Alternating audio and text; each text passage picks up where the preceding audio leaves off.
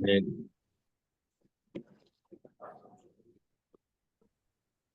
జై గురు. జై గురు.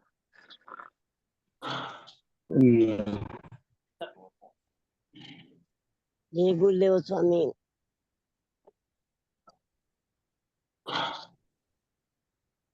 గురు బ్రహ్మ గురు విష్ణు గురుదేవో మహేశ్వర గురు సాక్షాత్ పరబ్రహ్మ తస్మై శ్రీ గురవే నమః. అజ్ఞానతిమిరాంధస్య జ్ఞానాంజనశలాకయా చక్షురున్మీలితం యేన తస్మై శ్రీ గురవే నమః. అఖండమండలాకారం వ్యాప్తం యేన చరాచరం తత్పదం దర్శితం యేన తస్మై శ్రీ గురవే నమః. స్థావరం జంగమం వ్యాప్తం యత్కించిత్ చరాచరం త్వం పదం దర్శితం యేన తస్మై శ్రీ గురవే నమః. చిన్మయం వ్యాపితం సర్వం త్రైలోక్యం సచరాచరం అసిత్వం దర్శితం యేన తస్మై శ్రీ గురవే నమః. చైతన్యం చాచ్వితం శాంతం వ్యోమాతీతం నిరంజనం నాద బిందు కళాతీతం తస్మై శ్రీ గురవే నమః.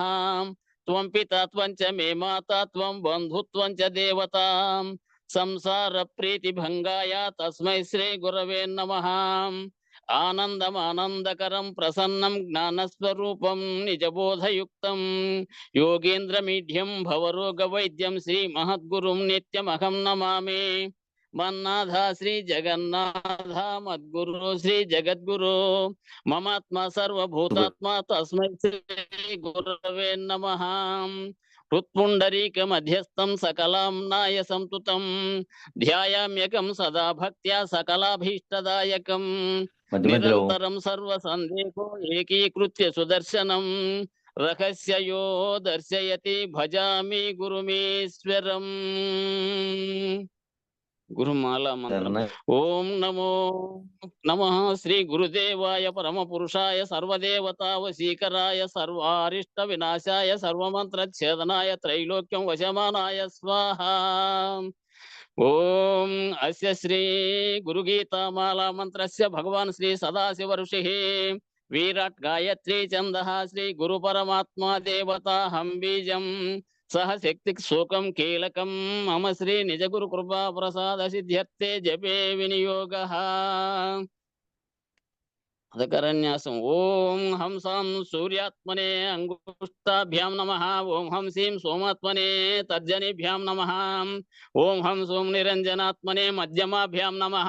ఓం హం సైం నిరాభాసాత్మనే అనామికాభ్యాం నమః. ఓం హం సౌం సూక్ష్మాత్మనే నేత్రయాయ ఓషట్. ఓం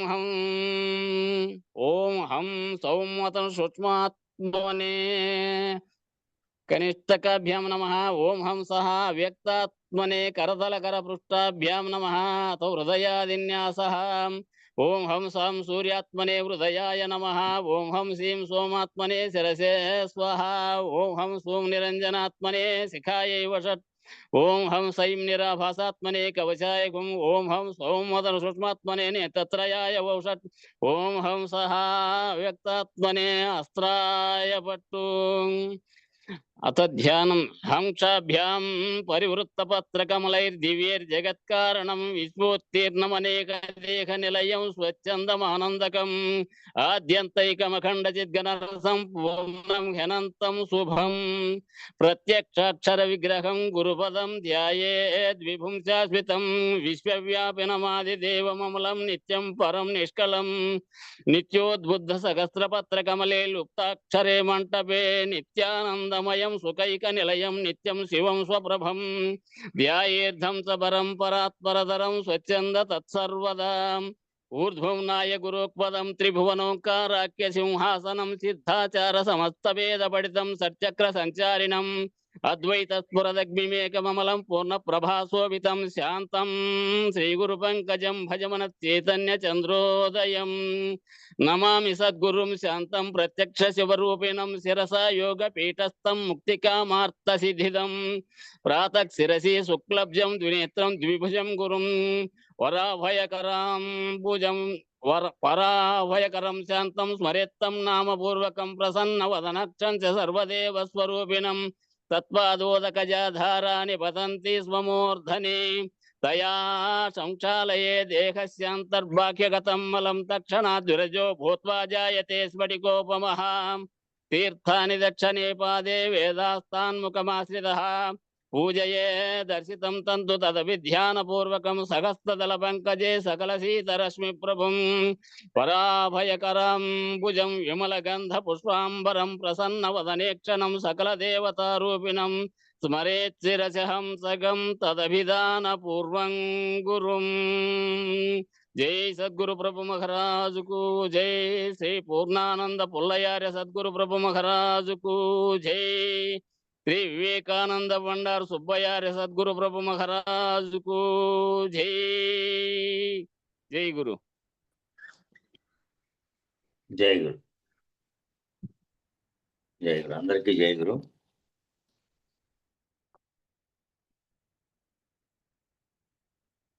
అసిత్ అన్న అయిపోద్దు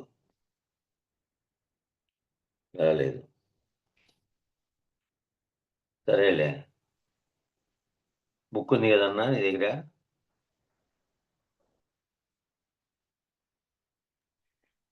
ఉందినా ఉంది. ఎన్నోది నేను చెప్తాను, పద్యం చదివితే నేను బాగుని చెప్పుకుంటా పోతాను. ఎన్నో పద్యము? నిన్నటిది పదం ఉందన్నా. నిన్నటిది నిన్న పద్యం లేదు, పదం ఉంది. పద్యము 94 పద్యము దివాకర మళ్ళా చదువుదు పదం ఉంది. హలో, సరేనా? నిన్నటిది చెప్పిన తర్వాత చదవాల్సింది మళ్ళా చదవాల్సింది ఎంతది అంటే 94 చదవాల. సరే సరే సరే. నేను చెప్పిన దాంట్లో ఒక మరో రకంగా ఈ కందార్థాన్ని కంద పద్యాన్ని వివరణ తీసుకుందామని చెప్పి, జలచరము లోపల గలదా జలరాశిలోని జలచరము వలె జలది నిత్యం అనిత్యంబు జలచరమటంచు అనే దానికి చదివినాను. దాంట్లో కొంత భాగం చదివినాం నిన్న, కొంత భాగం మిగిలిపోయింది. అది చదివిన తర్వాత ఇప్పుడు మరొక పద్ధతిలో దీన్ని విచారించాలి అంటే, జలచరము లోపల గలదా అంటే ఈ సముద్రంగా ఉండేదంతా జలచరంగా ఉండేటువంటి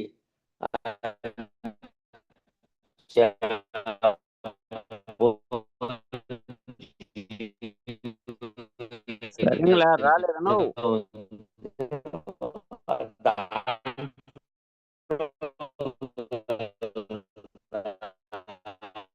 హలో, సరిగ్గా రాలేదన్నా, పట్టుకుంటాను.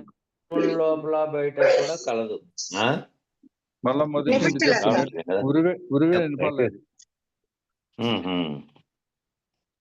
పైన ఇప్పుడు కూడా వచ్చేస్తాను. నెట్ సరిగా రాలేదు. నెట్ సరిగ్గా రాలే, పక్కకు మారు. రాలేదు, నెట్ కింద రాదని పైకి వచ్చినాను అనుకో.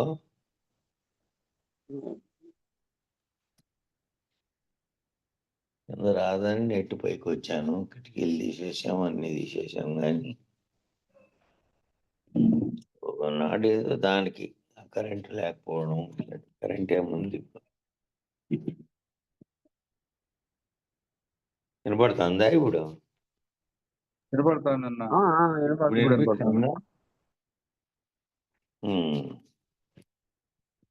అట్లా జలచరము లోపల కలదా జలది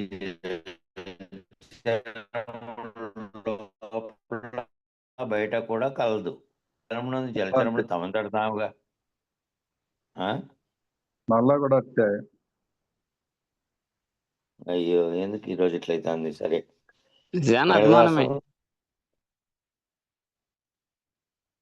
వెంకటదాసు చెప్తాలే ఈరోజు. ఇంకా బట్ సిగ్నల్ ప్రాబ్లమ్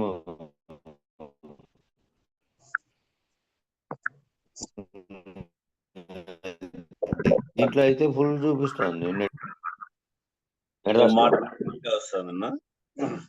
సరే, మరి పాట పట్టుకొని వస్తుందట, నువ్వు చదివేసి అయిపో. నువ్వు 128 పేజీలో పైనుంచి అది నిన్నటిది పెండింగ్ ఉండేది చదివినిచ్చి 94 రోజులు చదువుతాడు అన్నయ్య. సరే. జలది జలచరములు లోపల గలదా? అంటే జలది జలచరముల లోపట బయట కూడా కలదు. జలది జలచరముల లోపల గలదా అంటే జలది జలచరముల లోపట బయట కూడా కలదు. అది ఎట్లనగా, జలది యందు మొదలు లేకనే పిదప ఆ జలమునందు జలచరములు తమంతట తాముగా పుట్టి పెరిగి గిట్టుచుండును. ముందు లేవు. నిన్న అన్న చెప్పినట్లు చాలా చోట్ల ఖాళీగా ఉన్నటువంటి గుంతల్లో కూడా ఒకనొకప్పుడు వర్షం వచ్చో నీళ్ళు వస్తాయి. నీళ్ళు వచ్చినప్పటికి అప్పటికి ఏమిటి ఉండదు, అక్కడ ఏ పురుగు పుట్ర కూడా ఉండదు. చూసినప్పుడు మనం ఎక్కడో భూముల్లో ఉండి బయటకి ఇంటికి వచ్చినప్పటికి వర్షం వచ్చింది అనుకో, తడిస్తా ఉన్నాం, నా కాళ్ళతో నడుచుకుంటా దాటుకుంటా వస్తా ఉంటాం. మా దాంట్లో వాటిలో ఏమీ ఉండవు. అప్పుడు వర్షం పడినప్పుడు పిదప ఆ జలమునందు జలచరములు తమంతట తాముగా పుట్టి పెరిగి గిట్టుతా ఉంటాయి. మళ్ళా అనేకంగా కనపడతాయి మనకు. జలది జలచరముల పుట్టుక గిట్టుక ఎరుగక ఆ జలదికి అంటే ఆ నీళ్లకు ఆ జలచరములు ఇవన్నీ పుట్టినాయని గాని నా యందు గిట్టినాయని గాని ఎరుగక ఏకమై నిలచి ఉన్నది. కావున జలది నిత్యము. అక్కడ జలము జలచరములు చూస్తే అక్కడ జలది నిత్యము, జలచరములు అనిత్యము. అదే విధముగా బయలందు మొదలు లేకనే పిదప, ఈ బయలందు నిండి ఉన్నటువంటి పరిపూర్ణ పరబయలందు మొదలు లేకనే పిదప ఆ బయలందు సకల చరాచర జంతు చేయము పుట్టి పెరిగి గిట్టుతా ఉంది. సకల చరాచర జంతు చేయమంతా కూడా పుట్టి పెరిగి గిడుతా ఉంది. బయలు ఈ సకల చరాచర జంతు చేయము యొక్క పుట్టుక గాని గిట్టుక గాని ఎరుగక ఏకమై నిలిచి ఉన్నది. ఏ విధంగా అయితే నీళ్లకు తెలియదో, నీళ్లలో లేకనే తనంతకు తానుగా పోయి పుట్టి గిట్టి చస్తా ఉన్నాయో, ఆ విధంగానే పరిపూర్ణము యందు ఈ చరాచర జంతు చేయము పుట్టి పెరిగి గిడుతా ఉంది. ఈ బయలు ఈ సకల చరాచర జంతు చేయమంతా అది పుట్టినా గిట్టినా పోయినా, అంటే గిట్టినా అంటే అది పోయినా కూడా ఎరుగక ఏకమై నిలిచి ఉంది. కావున బయలు నిత్యము, సకల చరాచర జంతు చేయము అనిత్యము. అట్లా బయలేమో నిత్యము, సకల చరాచర జంతు చేయమంతా అనిత్యం, లేనివే. లేకనే వచ్చి కల్పితమై, లేకనే వచ్చి పెరిగినట్టు, లేకనే వచ్చి పోయినట్టు వ్యవహరిస్తాయి. కానీ ఆ బయలుకు మాత్రం దాని పుట్టుక గాని పెరిగిండేది గాని నిన్న ఎందుకు గిట్టిండేది గాని తెలియదు. ఇచ్చట మనము విచారించదగినటువంటి విషయం ఏమనగా, ఇక్కడ మనం ఏమప్ప విచారించాలా అంటే, అంతటా నిండి ఉన్న జలది అందున జలచరములు పుట్టనే లేదు. అంతటా నిండి ఉన్నటువంటి ఈ జలది అందున జలచరములు పుట్టనే లేదు. జలచరములు పుట్టినట్లు తోస్తూ ఉన్నదంతయును భ్రమయే. జలచరములు పుట్టినట్లు తోస్తూ ఉన్నదంతయు భ్రమయే. అదే విధముగా అంతటా నిండి ఉన్న బయలందు, అదే విధంగా అంతటా నిండి ఉన్నటువంటి సూది మోపను కూడా సందు లేకుండా నిండి ఉన్నటువంటి బయలందు సకల చరాచరములు పుట్టనే లేదు. ఈ సకల చరాచరములు పుట్టనే లేదు.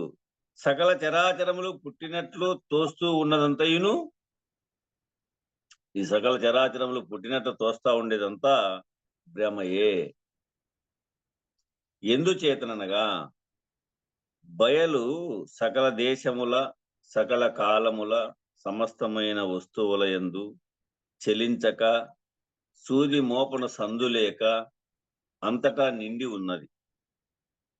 అట్టి బయలందు ఇంకేమియున్ను పుట్టజాలవు. అట్టి బయలందు ఇంకా ఏమి కూడా పుట్టజాలవు, ఇంకా ఏమియున్ను పట్టజాలవు కదా. అందుకే అది సూది మోపన సందు లేకుండా నిండి ఉంది, అదే ఉంది కాబట్టి ఇంక ఏమీ దాంట్లో పట్టవు. అదే కందపద్యములో 146, కందపద్యం 66 పరిపూర్ణము ఈ జగతికి, అదే విధముగా మేనుకు లోపల వెలి నిండి ఉండును. ఆ పరిపూర్ణము ఈ జగతికి అదే విధంగా మేనుకు లోపల వెలి నిండి ఉంది, అదే నిండి ఉంది. ఈ శరీరం లేదు గనుక శివరామ దీక్షితంలో ఉన్నటువంటి 111వ పేజీలో ఉండే వాక్యాన్ని చెప్తున్నాడు ఇక్కడ.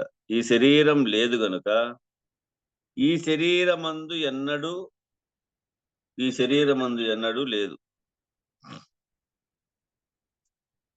ఈ శరీరం లేదు గనుక అంటే గుర్తిరిగే శరీరం లేదు. ఈ శరీరమందు ఎన్నడూ లేదు. స్వతసిద్ధమైన పరిపూర్ణము ఎందులో ప్రవేశిస్తుంది?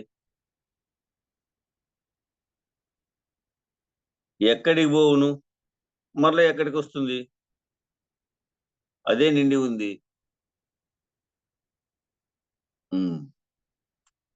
తర్వాత 94. జలరాశికి పుట్టవు గదా జలచరములు, వాటికవ్వే జనియుంచు గదా. కలకాలమిట్లు బయలెరు కలగాంచిన సంశయం బుకడకే గుసుమే. కందపద్యము 90 నందు ఏ రీతిగా జలమునందు మొదలు లేకనే జలచరములు పుట్టి పెరిగి గిట్టుచుండునో ఆ రీతిగానే పరిపూర్ణములో నీవు లేకనే పుట్టి పెరిగి గిట్టుచున్నావు అని. అట్లనే కందపద్యం 91లో 90 నుంచి ప్రారంభమైంది, 94 ఇప్పుడు 4వ పద్యము అదే విషయమే చెప్తా ఉన్నాడు.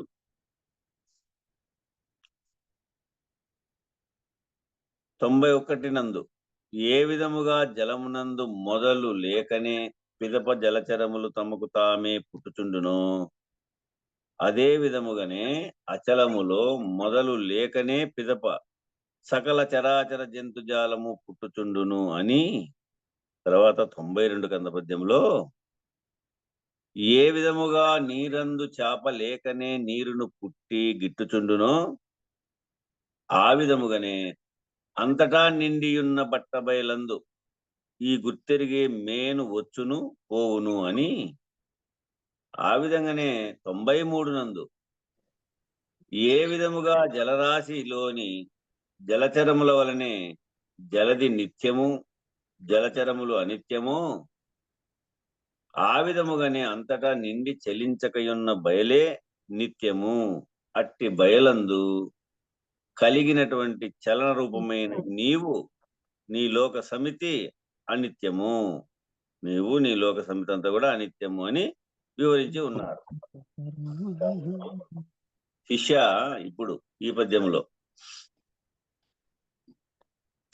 జలచరములు జలమునందు మొదలు లేకనే పిదప వాటంతట అవే తమంతట తాముగా పుడతా ఉన్నాయి. అంటే నీళ్లయందు నీళ్ళలో ఉన్నటువంటి జీవరాశి సమూహం అంతా కూడా ఆ నీళ్ళలో లేకనే, ఆ సముద్రములో లేకనే పిదప వాటంతట అవే తమ్మంతట తాముగా పుడతా ఉన్నాయి. అయితే జలరాశి జలచరములకు మూలము కాదు. జలరాశి అంతా కూడా జలచరములకు ఏమన్నా మూలమా అంటే మూలం కాదు. అవి తనంతకు తానే పుడతా ఉన్నాయి. ఆ విధముగానే సూది మోపన సందు లేక అంతటా నిండి దేశ కాల వస్తు భేదము లేక ఏకమై నిత్యమై చెలించక ఏమీ లేక ఉన్నటువంటి అచల పరిపూర్ణ బ్రహ్మమునందు మొదలు లేకనే పిదప చలనముతో కూడిన ఎరుక రూపైన నీవు, ఈ చలనముతో కూడినటువంటి ఎరుక రూపైనటువంటి నీవు, నీ లోక సమితి ఈ బయలందు తమంతట తాముగా పుడతా ఉన్నాయి. తమంతట తాముగా పుట్టుచున్నవనియు ఆ బయలు ఎరుకకు మూలము కాదనియు ఇట్లా గ్రహించాల. పరిపూర్ణము మూలమా ఎరుకకేమైనా గుర్తించండి. తన్ను తాను విచారించుకుంటా పోతే రెండే మిగిలినాయి, ఉన్న పరిపూర్ణము లేని ఎరుక. మరి ఆ లేని ఎరుక ఎట్లా పుట్టింది అని వెతికితే పరిపూర్ణంతో పుట్టిందా? పుట్టలే, దానికి అవకాశమే లేదు. అదే నిండి ఉంది. అది ఒకరి చేత పుట్టింపబడినది కాదు, ఒకరిని పుట్టించేది కాదు. మరి ఇది పుట్టిందా? పుట్టింటే దీనికి మూలమేది? వెతుకుతా పోతే అది లేదు ఇంకా. కాబట్టి పెద్దలు మూలము లేని గుర్తెరిగే శరీరం ఏమీ లేదని నిర్ణయం చేశారు. ఈ విధంగా ఆ బయలు ఎరుకకు మూలము కాదనియు ఎరిగి దృఢపరుచుకునుము, అప్పుడు గాని భ్రాంతి రహితమై సంశయములన్నీయును తొలగును. అప్పుడు తొలుగుతాయి చూడు. దీనికి మూలము లేదు, ఇది పుట్టనే లేదు, ఇదంతా భ్రాంతే. ఈ విధంగా నువ్వు దృఢపరుచుకుంటే అప్పుడు నీ యొక్క భ్రాంతి తొలగుతుంది. అప్పుడు సంశయము నివృత్తి అవుతుంది. సంశయం వల్లనే భ్రాంతి కలిగేది. 95. పుట్టదు గిట్టదు ఒకరిని పుట్టించదు చంపబోదు భూమా, ఎరుకత పుట్టును గిట్టును ఒకరిని పుట్టించును సమయజేయు భూమకితరమై. ఇక్కడ కూడా భూమ అని పరిపూర్ణాన్ని పిలిచినాడు. శిష్య, భూమ అని అనగా గుర్తెరుగనిది, విననిది, చూడనిది. అది గుర్తెరిగేది కాదు, వినేది కాదు, చూసేది కాదు అని అర్థం. అచల పరిపూర్ణ బ్రహ్మమైన ఈ భూమ అంటే చెలించకుండా ఉన్నటువంటిది. అచల అంటే చెలించనిది, చల అంటే చెలించేది. ఈ చెలించకుండా ఉండేటువంటి పరిపూర్ణ బ్రహ్మమైనటువంటి ఈ భూమ శాశ్వతమైనటిది కావున ఇది పుట్టనే లేదు. పుట్టనిది కావున గిట్టకయే లేదు. గిట్టుకయే లేదు. పుట్టింటే కదా గిట్టేకి. అది పుట్టనే లేదు. పుట్టనిది కాబట్టి గిట్టేది కూడా లేదు. అట్లా పుట్టుక గిట్టుక లేనిది కావున ఒకరిని పుట్టించేది కూడా కాదు. దానికి పుట్టుక గిట్టుక లేదు కాబట్టి ఇంకొకరిని పుట్టించేది కాదు, ఇంకొకరిని చంపేది కాదు. పుట్టించదు, చంపదు. అయితే ఎరుక కదా భూమకితరమై అంటే పరిపూర్ణానికి ఇతరమై పుట్టేది గిట్టేది ఒకరిని పుట్టించేది, చంపేది. ఈ లక్షణాలన్నీ ఎరుకకు ఉన్నాయి కానీ పరిపూర్ణానికి దైవానికి లేవు. ఆ పరిపూర్ణము యందు పుట్టనే లేదు. అదే నిర్ణయం. ఈ భూమ జలది వలె శాశ్వతమైనది. ఈ భూమ అది జలది ఎట్లయితే శాశ్వతమో ఈ భూమ పరిపూర్ణం కూడా అట్లే శాశ్వతం అయింది. అంతటా నిండి ఉంది. జలది యందు మొదలు లేకనే జలచరములు పుట్టి పెరిగి గిట్టిన రీతి ఆ నీళ్ల యందు అనేకమైనటువంటి జీవరాశులు, జలంలో ఉన్నటువంటి అన్ని జీవరాశులన్నీ పుట్టి పెరిగి గిట్టిన రీతి సత్యమై నిత్యమై శాశ్వతమై ఉండేటువంటి ఈ భూమయందు సత్యమైనటువంటిది, నిత్యమైనటువంటిది, శాశ్వతమైనటువంటిది ఉన్నటువంటి ఈ భూమాయందు, భూమా అంటే పరిపూర్ణమే, ఇక్కడ మనం భావన చెందమన్నాడు. మొదలు లేకనే ఉన్నట్లు తోచినా, మొదలు లేకనే ఉన్నట్లు తోచిన చైతన్య రూపమైన ఎరుకే, ఆ చైతన్య రూపమైనటువంటి ఎరుకే ప్రకృతి పురుషులై పుట్ట చేసెను.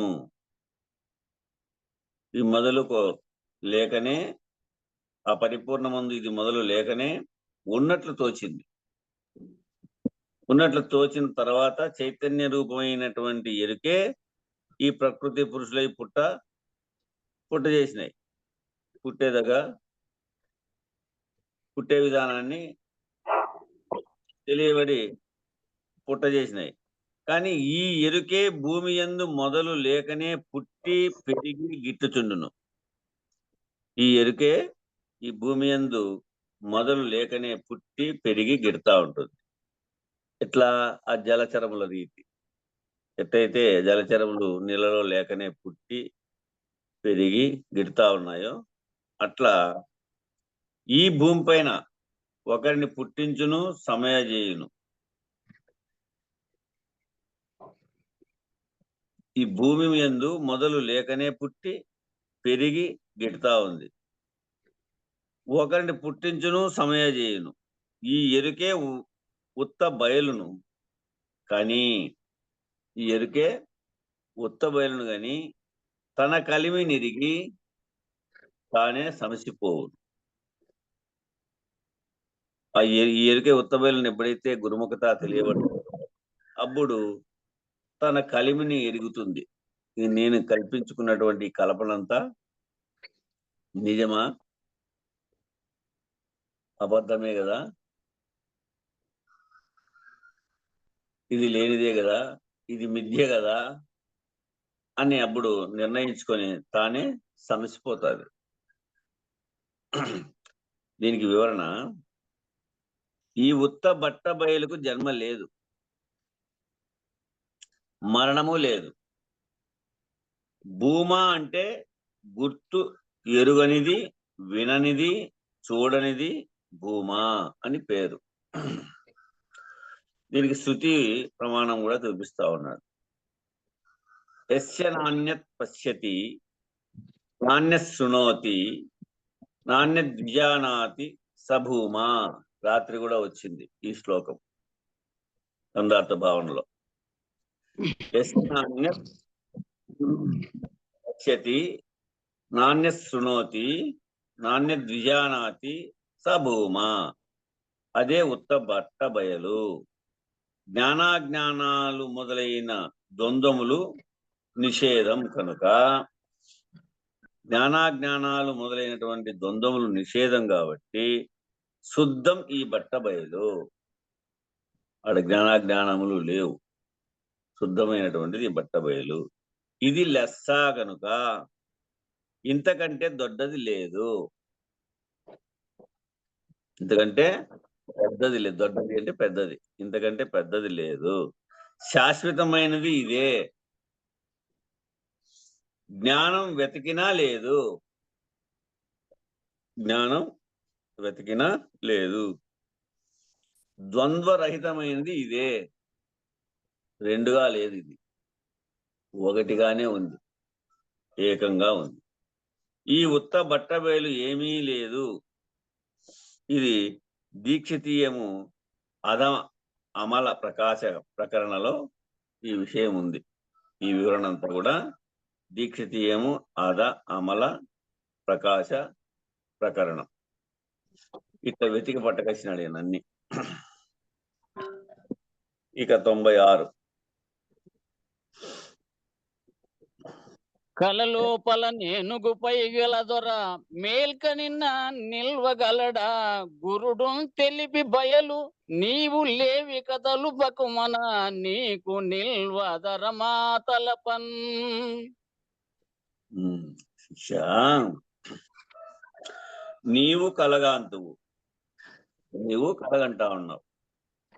నీ కలలో ఏనుగుపై గల దొరను నీవు కలగాంతువు. ఏనుగుపై ఒక దొర పోతా ఉన్నాడు. ఆ ఏనుగుపై పోతా ఉండేటువంటి దొరను నువ్వు కలగాంతువు. నీ కల నుంచి నీవు మేల్కాంచిన పిదప, నువ్వు కలగన్నావా, ఆ కళ నుంచి నువ్వు మేల్కొన్న తర్వాత నీ కలలో గల ఏనుగుపై గల దొరను మరలా నీవు చూచేదవా. నువ్వు కలలోనేమో ఏనుగుపైన దొర పోతాన్నాడు అని కలగన్నావు, చూసినావు. ఆ కళలోనేమో ఏనుగు ఉంది, దొర ఉన్నాడు. అప్పుడు నీ కళలో గల ఏనుగు గాని, అప్పుడు నువ్వు మేల్కొన్న తర్వాత, నీ కళ నుంచి నువ్వు మేల్కొన్న తర్వాత నీ కళలో గల ఏనుగుపై గల దొరను మరలా నీవు చూచేదవా. నీకు మళ్ళా కనపడతాడా ఇద్దరు, ఏనుగు గాని ఏనుగుపైన దొర గాని? మరలా నీవు చూచేదవా? చూడలేవు కదా. ఎందుచేతనగా కలదారిన కలబోయింది. కలగన్నంతసేపు కలగనింది, అది చూసినంతసేపు చూసింది. ఆడ స్వశక్తి లేదు, 17 ఇంద్రియాలతోనే పనిచేస్తుంది కాబట్టి అది స్వశక్తి లేక ఇది నిజము ఇది అబద్ధమని తెలియబడదు. ఇది ఏనుగు మీద ఉండే దొర ఇది నిజము అని కూడా తెలియబడదు. కొంతసేపుకు కలగని మేలుకున్న తర్వాత కలదారిని కలబోయింది. కల ఉంది ఆడ లేదు, జాగ్రత్త లేక వచ్చింది. అప్పుడు నీ దారిని నీవు పోదువు అంతే. ఆ కలదారి ఎట్లా పోయిందో ఈ కలిమి అంతా, నువ్వు కల్పించుకునేటువంటి ఈ కలిమి అంతా కూడా నీకు కనపడతా ఉంది. ఇప్పుడు ఇది పెద్ద కళ, ఇది జాగ్రత్త కళ, ఇది 24 ఇంద్రియాలతో ఉండేటువంటి కళ. ఈ కళ అంతా ఈ కలిమి అంతా, నువ్వు కల్పించుకునే కలిమి అంతా కూడా కళగా తోస్తా ఉందంతే. ఇది నిజంగా కనపడతా ఉంది. ఇప్పుడు జాగ్రత్త కళలో కూడా ఆ ఏనుగు ఆ ద్వారా కనపడతా ఉన్నారు. ఈ గురుముఖత ఈ ఈడ మేలుకుంటే నీ దారిన నీవు పోతావు. ఇది నిజమే కదా. ఆ విధముగానే కలలో గల నీకు జాగ్రత్త అవస్థ అంతయును దట్టమైన కలే. చూడు, ఇప్పుడు కలలో కలిగినటువంటి జాగ్రత్త అవస్థ అంతయును కూడా దట్టమైనటువంటి కలే. ఇది పెద్ద కళ, అది చిన్న కళ. అది సుషుప్తి కళ, ఇది జాగ్రత్త కళ. ఆ కళ ఏమో నిద్ర మేలుకో వల్ల ఆ కళ అబద్ధమవుతుంది. ఈ కళ ఏమో గురు మేలుకో వల్ల ఇది అబద్ధమవుతుంది. దీనికంటే నిజమైనది చూపిస్తే, దానికంటే ఆ కళ కంటే నిజమైనటువంటిది జాగ్రత్త కాబట్టి జాగ్రత్త వస్తేనే ఆ కళ అబద్ధమైంది. మరి ఈ కళ కంటే నిజమైనది చూపిస్తే గురుముఖత, ఇది అబద్ధమవుతుంది, అది నిజం. ఏది గురువు గారు చూపించినటువంటి గురు సూచనతో అది నిజమవుతుంది, ఇది అబద్ధమవుతుంది. ఇట్లా జాగ్రత్త అవస్థ అంతయును దట్టమైన కలే. సద్గురువు దయతో సూచనచే బయలుండ చూపి, సద్గురు దయతో ఆ సూచన వల్ల, గురు సూచన వల్ల బయలు ఉండ చూస్తే ఆ బయలందు నీకు మూలము లేదని, నీ కలిమి అంతా ముషాయని,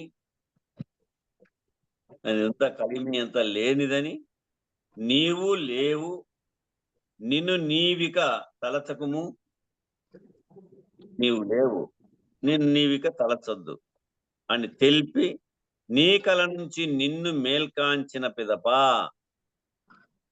నీ కల నుంచి నిన్ను మేల్గాంచిన పిదప నీకు నిల్వ తరమా తలపను, నీకు నిల్వ తరమా తలిపేదానికి నువ్వు ఉన్నావా? ఉంటే అది నిజమా? నువ్వు తలచేదానికి లేవు. ఇది పరిపూర్ణమని, ఇది ఎరుక అని రెండింటినీ నీవు తెలియబడలేవు. నువ్వు నిలిచేదానికి కూడా తావులేదు. 97 ఎందరు లేదన్నను తానెందుకు లేకుండు బయలు నేనీవనకన్ ఎందరు కలదని అన్నన్ ఎందుకు కలిగుండు ఎరుక నేనీవనుచున్. నాయనా శిష్య, నేను నీవు అనక శాశ్వతమై అంతటా నిండి ఉన్న అచల పరిపూర్ణమును. ఎంతమంది లేదన్నా అది లేకుండా పోతుందే. నేను నీవు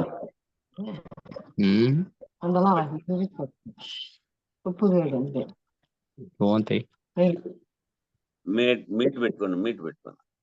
నాయనా శిష్య, నేను నీవు అనక నేననక నీవనక శాశ్వతమై అంతటా నిండి ఉన్న అచల పరిపూర్ణమును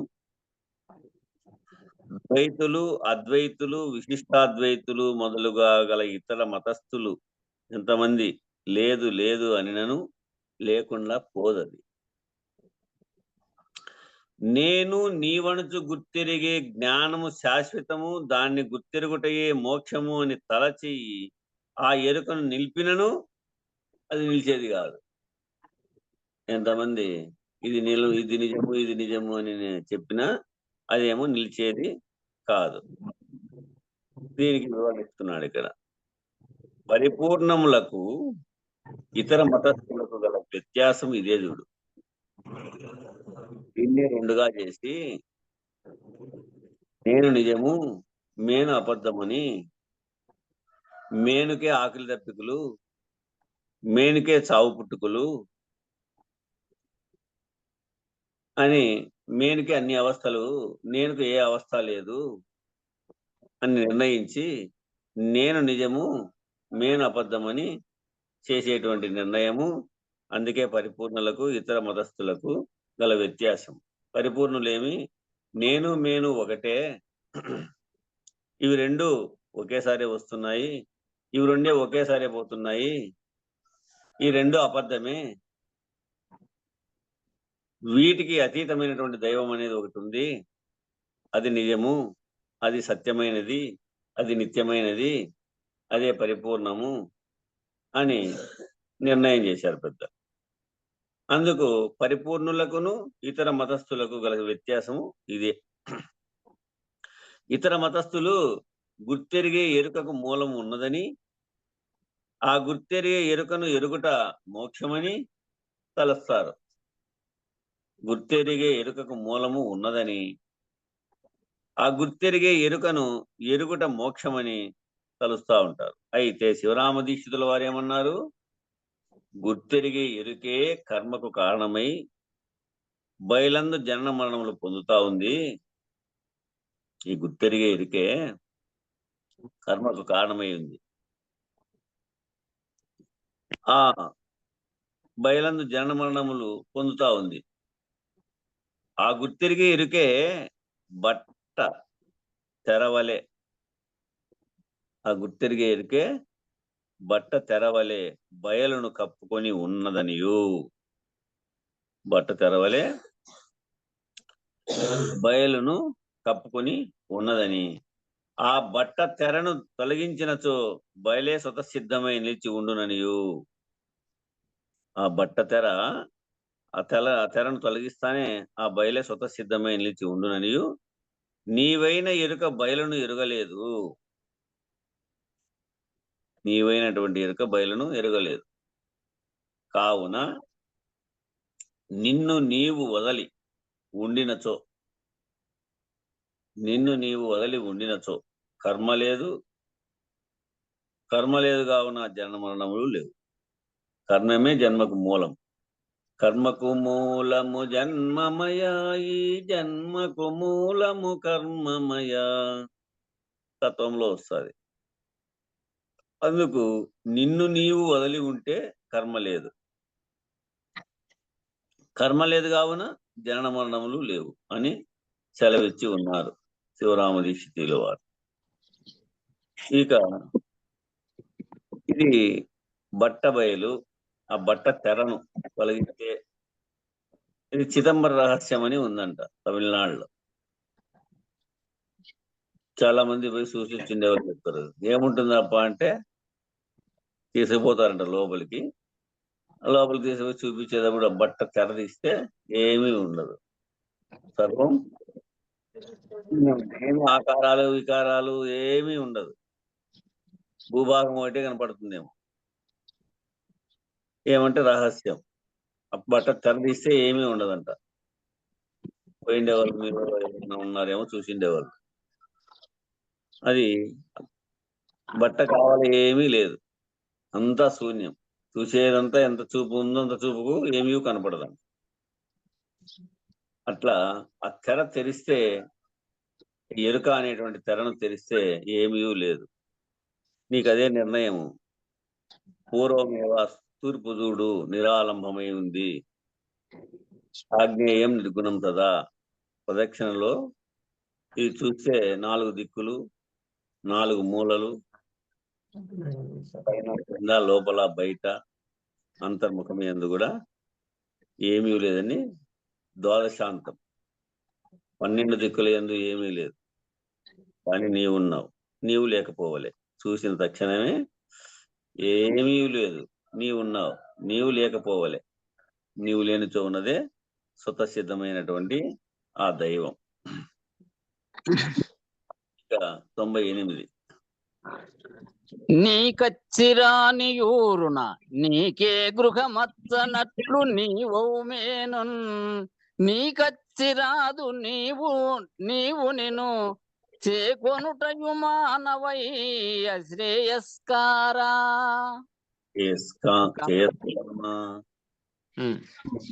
ఇక నీ కలిసి రాని ఊరునందు, నీకు కలిసి రాలేదనుకో, ఊర్లో ఉన్నావు, ఆ ఊరు నీకు కలిసి రాలేదు, నీకు ఏ గృహము కలిసి రాదు ఇంకా కదా. ఆ ఊర్లో నీకు కలిసి రానప్పుడు నీకు ఏ గృహము కలిసి రాదు కదా.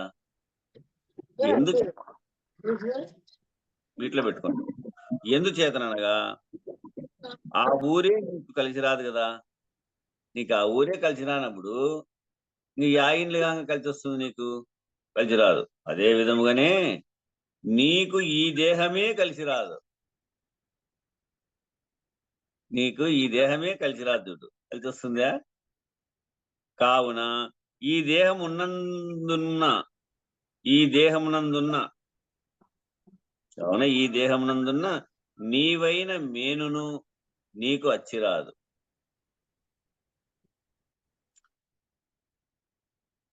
ఈ దేహమునందున్నటువంటి నీవైన మేనును నీకు అచ్చిరాదు. కావున ఈ గుర్తెరిగే శరీరమును నీవు వదిలి ఉండుటయే నీకు శ్రేయస్కరము. ఈ గుర్తెరిగే శరీరమును నీవు వదిలి ఉండుటే నీకు శ్రేయస్కరం. నువ్వు ఎన్నాళ్ళన్నా దీని అందుండి ఇదేం అచ్చిరాదు. దీనికన్నీ రోగాల పుట్ట, ఎండమావుల వంటి బొమ్మ. ఇది నిండు జలదిలో బుగ్గ. ఉండదు ఎప్పటికైనా ఈ దేహము. కాబట్టి ఇది నీకు అచ్చొచ్చేదైతే కాదు. ఈ దేహమే నీకు కలిసి రానిచో, ఈ దేహమే నీకు కలిసి రాకపోతే, ఈ దేహమునందున్న నేనను ఈ గుర్తెరిగే శరీరమును నీకు కలిసి రాదు కదా.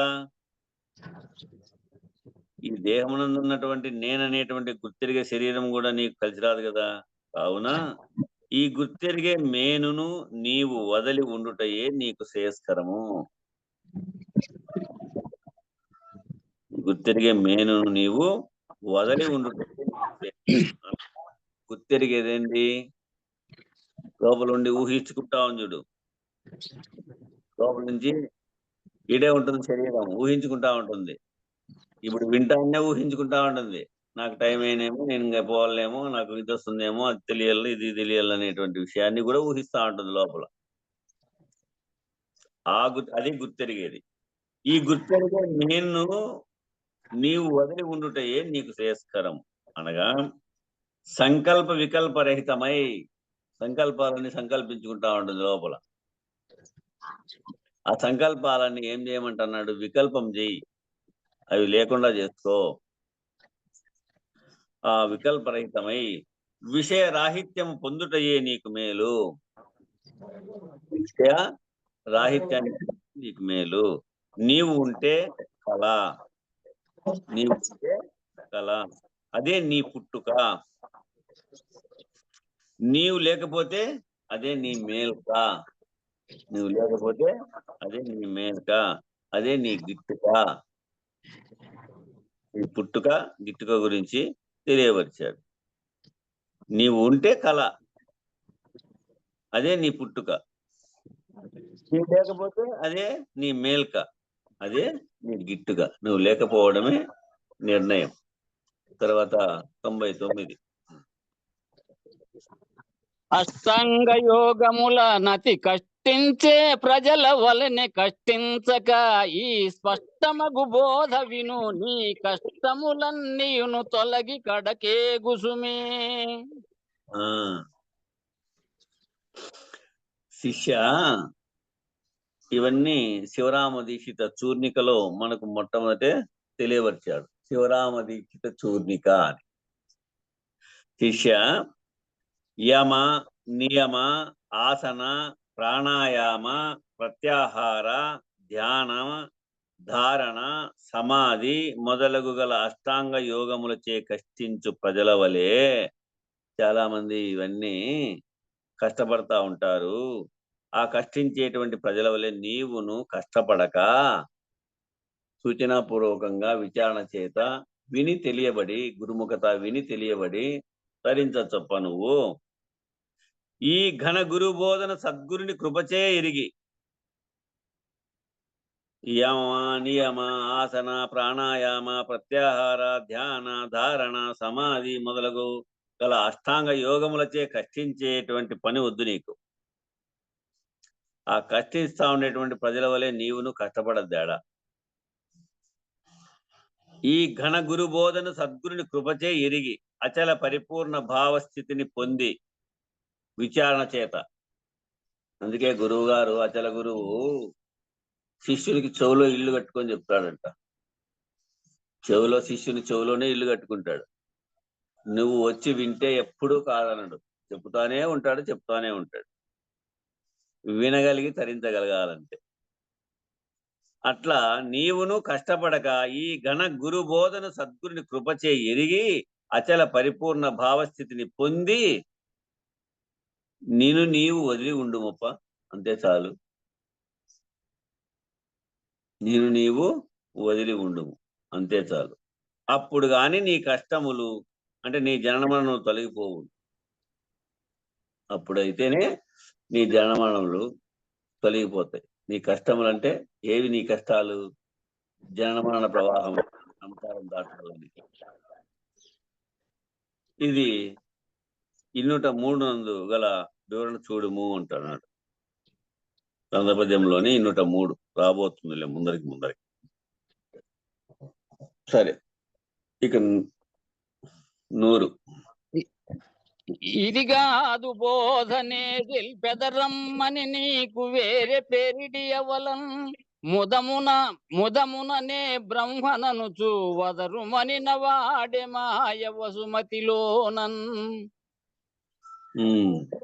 శిష్య, ఈ ఘనగురు బోధను విని, ఈ ఘనమైనటువంటి గురు బోధను నీవు విని ఈ బోధను మెచ్చక, ఇది బోధ కాదు, నేను తెలిపేదా రమ్మని నిన్ను పిలిస్తే, ఇది కాదు బోధ, నే తెలిపేదా రమ్మని నీకు వేరే పేరిడి ఆవలన్ అంటా ఉన్నాడు. ఈ ఘనగురు బోధను విని ఈ బోధను మెచ్చకోకుండా, ఇది బోధ కాదు, నేను తెలిపేదా రమ్మని నిన్ను పిలిచి నీకు బ్రహ్మానందము అని గాని, సచ్చిదానందమని గాని, సుఖానందమని గాని, మరి ఇంకో ఆనందమని గాని మారు పేరు పెట్టి ఆ పైన ప్రజ్ఞానం బ్రహ్మ, అహం బ్రహ్మస్మి, తత్వమసి బ్రహ్మ, అయమాత్మ బ్రహ్మ అను 4 మహావాక్యములు వివరించి నేనే బ్రహ్మమని వదరుమనుచు పలికినవాడే. ఈ విధంగా నిన్ను పిలిచి బ్రహ్మానందమని, సచ్చిదానందమని, సత్తు చిత్తు ఆనందం, బ్రహ్మం ఒక్కటే, అదే ఆనంద స్వరూపమైనటువంటిదని, సుఖానందమని, మరి ఇంకో ఆనందమని కూడా పేర్లు పెట్టి, మారుపేర్లని పెట్టి, దీనికే మారుపేర్లు పెట్టి, ప్రజ్ఞానం బ్రహ్మ, నా యొక్క ప్రజ్ఞే బ్రహ్మ, అహం బ్రహ్మస్మి, నా యొక్క అహమే బ్రహ్మ, తత్వమసి బ్రహ్మ, తత్తను త్వమ్మను అసి, తత్తు త్వం అసి, తత్వమసి, అదియో అది ఏ బ్రహ్మని, అయమాత్మ బ్రహ్మ, నేనే బ్రహ్మనైతిని, నా ఆత్మే బ్రహ్మ అనేటువంటి 4 మహావాక్యాలు బాగా వివరించి నీకు నే బ్రహ్మమని, నేను బ్రహ్మనని, నేనే బ్రహ్మమని వదరుమనుచు పలికిన వాడే ఈ భూమి యందు మాయాగురువు. వాడు నిన్ను పిలిచి ఈ విధంగా చెప్తాడు. వాడు మాయాగురువు. ఎందుచేతనగా నేనే బ్రహ్మనని ఎరుగుతున్నదే ఈ మూలం లేని గుర్తు తిరిగే శరీరం. ఏది ఎరుగుతా ఉంది? నేనే బ్రహ్మనని ఏదైతే ఎరుగుతా ఉందో అదే మూలం లేని గుర్తు తిరిగే శరీరం. నేనే బ్రహ్మ అన్నది అద్వైత మార్గం. నేనే బ్రహ్మ అనేటువంటిది తప్ప అద్వైత మార్గం. అద్వైతం అంటే తనకు తానే స్వతసిద్ధమైన చలించక ఉన్నదాని యందు, తనకు తానే స్వతసిద్ధమై చలించక ఉన్నదాని యందు ఏది లేదో అదే అద్వైతమని భావార్థం. దీక్షితీయము సంకల్ప నివృత్తి ప్రకరణంలో ఈ విషయం ఉంది. దీక్షితీయములో సంకల్ప నివృత్తి ప్రకరణములో ఈ విషయం ఉంది. అద్వైతం అంటే తనకు తానే స్వతసిద్ధమై చలించక ఉన్నదాని యందు, అంటే ఆ పరిపూర్ణము యందు ఏది లేదో అదే అద్వైతమని భావార్థము. ఇక 101. మంత్రయంత్రములు ముద్రలు తంత్రంబులు నీకు తెల్పి ధనమెడిగటియా, మంత్రజ్ఞుల మంత్రములకు యంత్రములకు తంత్రములకు నీగగుకునా. శిష్య, చాలా మంది ఈ విధమైనటువంటి విషయాలు తెలియపరిచి నిన్ను పిలువబడతాడు. ఓంకారము, గాయత్రి, పంచాక్షరి, అష్టాక్షరి మొదలుగా గల సప్తకోటి మంత్రములు, మూలాధార, స్వాదిష్టాన, మణిపూరక, అనాహత, విశుద్ధ, ఆగ్నేయ, సహస్రార అను సప్త చక్రములు, తర్వాత కేచరి, భూచరి, మధ్యమ, షణ్ముఖ, శాంభవి మొదలగు గల పంచముద్రలు, బీజాక్షరములు, బాహ్య, అంతర, మధ్య లక్షణములు మొదలుగా గల వాటి విధానమును నీకు తెలిపి నిన్ను ధనమడిగేటి మంత్రజ్ఞుల మంత్రములకు, యంత్రములకు, తంత్రములకు నీవు భ్రమపడకుము.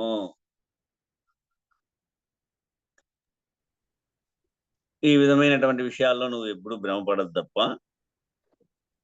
చూడండి, ఓంకారం, గాయత్రి మంత్రము, పంచాక్షరి మంత్రము, అష్టాక్షరి మంత్రం కదా, ఇవి ఎన్ని ప్రధానమైనటువంటివి. ఓంకారం అంటే ఓం అని ఏకాక్షరంతో పలికేటువంటి ఓంకార ప్రణవనాదం. గాయత్రి మంత్రం అంటే ఓం భూం భువస్వః భర్గో దేవస్య ధీమహి ధియో నః ప్రచోదయాత్. ఇక ఇది గాయత్రి మంత్రం. పంచాక్షరి మంత్రం అది ఓం నమ శివాయను, నమో నారాయణ అను పంచాక్షరి మంత్రం. అష్టాక్షరి మంత్రం ఓం నమో నారాయణాయ, ఓం నమో నారాయణాయ అని అష్టాక్షర మంత్రం. మొదలుగా గల సప్తకోటి మంత్రాలు, వీటిలో ఇంకా సప్తకోటి మంత్రాలు ఉన్నాయి. ఆ మంత్రములు గాని మూలాధార ఈ సచక్ర విచారణలో నీకు ఉచ్ఛ్వాస నిశ్వాసాలతో ఆడేటువంటి అంశమే నిజమైన దైవమని చూపిస్తారు. ఈ సచక్ర విచారణలో మూలాధార, స్వాధిష్టాన, మణిపూరక, అనాహత, విశుద్ధ, ఆగ్నేయ, సహస్రారమును సప్త చక్రముల యొక్క విచారణ అంతా తెలియవచ్చి ఉచ్ఛ్వాస నిశ్వాసంలో నడుస్తానేటువంటి ఆ శ్వాస ఈ 6 చక్రాల్లోనూ నడిచి 7వ చక్రంలో నిర్ణయమై ఉన్నటువంటి ఆ ఎరుకే నిజమని తెలియవచ్చేటువంటి విధానాన్ని తెలియపరుస్తారు. తర్వాత కేచరి, భూచరి, మధ్యమ, సంత, శాంభవి అనేటువంటి ముద్రలు, ఈ పంచముద్రలను ముద్రింపజేస్తారు. తర్వాత బీజాక్షరాలు వేసి లిఖితపూర్వకంగా నీకు బీజాక్షరం చూపించి తెలియపరుస్తారు. ఇదంతా బాహ్య, అంతర, మధ్య లక్షణాలు. ఇవన్నీ బాహ్య, అంతర, మధ్య లక్షణాలు మొదలుగాల వాటి విధానమును నీకు తెలిపి ఏమని చేస్తారు? అప్పుడు నిన్ను ధనమని ధనం ఇమ్మని అడుగుతారు. నీకు ఇవన్నీ చెప్పి ధనం ఇమ్మని అడిగేటి మంత్రజ్ఞుల మంత్రములకు, ఆ యంత్రములకు, తంత్రములకు నీవు భ్రమపడద్దు. నిన్న ఎర్రంక మన కృష్ణాపట్ల వెంకటరాముడు ఫోన్ చేయించాడు. తర్వాత రికార్డ్ ఆఫ్ చేసిన తర్వాత చెప్తా. యాగములు, యోగములు, లక్ష్య ధ్యానములు, ముద్రలు, పంచభూతములు, తనువు, కర్మము, ప్రాణములు, ఆత్మ, యజ్ఞములు, బిందువు, తన్మాత్రలు మొదలుగా గలవన్నీయును ఎరుకే.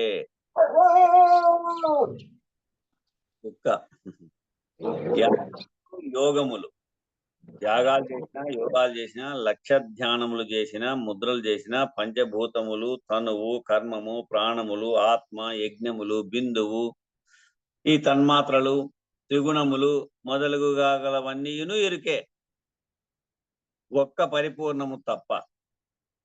ఎరుక వేటినైతే ఎరుగుతున్నదో, ఈ ఎరుక దేన్నైతే ఎరుగుతా ఉందో అవి అన్నీ ఎరుకే. ఎరుక బయలును ఎరుగజాలదు. ఎరుక బయలును ఎరుగజాలదు. ఎరుక బయలందు లేదు. ఎరుక బయలందు లేదు. కావున సద్గురు బోధ అయినటువంటి అచల పరిపూర్ణ బోధ తప్ప, సద్గురు బోధ అయిన అచల పరిపూర్ణ బోధ తప్ప ఇతరమైన మార్గములన్నీను ఎరుక మార్గములే. ఇతరమైనటువంటి మార్గాలన్నీ కూడా ఎరుక మార్గాలే. ఇవి అన్నీను సాధనతో కూడుకొని ఉన్న మార్గములు. ఇవన్నీ కూడా సాధనతో కూడుకొని ఉన్నటువంటి మార్గాలు. పరిపూర్ణ బోధయే సాధన లేని బోధ. పరిపూర్ణ బోధయే సాధన లేని బోధ. విచారం చేత తెలుసుకునే మార్గం ఏ సాధన లేని మార్గం ఇది. నువ్వు విచారణ చేతనే తెలుసుకోమని చెప్పుకుంటుంది కదా మొదటే, ముందు పద్యంలోనే. ఇది విచారణ చేతనే తెలుసుకునేటువంటి మార్గం. ఇది ఏ సాధన లేనటువంటి మార్గం అప్ప.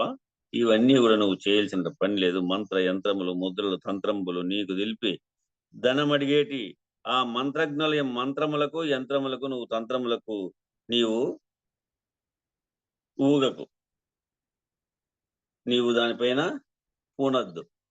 ఇదంతయు ఎరుకే, ఇదంతయు అబద్ధమే అని నిర్ణయం చేసి తెలియవచ్చాడు. ఇక కాలం సరిపోయింది. బోలో శ్రీ సత్యసాయి జై. జై శ్రీ వెంకటాంబ సమేత శ్రీ పూర్ణానంద పులయారులకు జై. జై శ్రీ ఇందుగల గురు భక్త మండలికి జై. అని చెప్పండి. జై గురు. మంగళము మంగళంబు మహనీయ గురునికి మంగళంబు, సర్వులు శరణు కోరే సాధు స్వరూపునికి మంగళంబు. మంగళం గురుదేవాయ మహనీయ గుణాత్మనే, సర్వలోక శరణ్యాయ సాధు రూపాయ మంగళం. జై సద్గురు ప్రభు మహారాజుకు జై. శ్రీ వివేకానంద బండారు సుబ్బయార్య సద్గురు ప్రభు మహారాజుకు జై.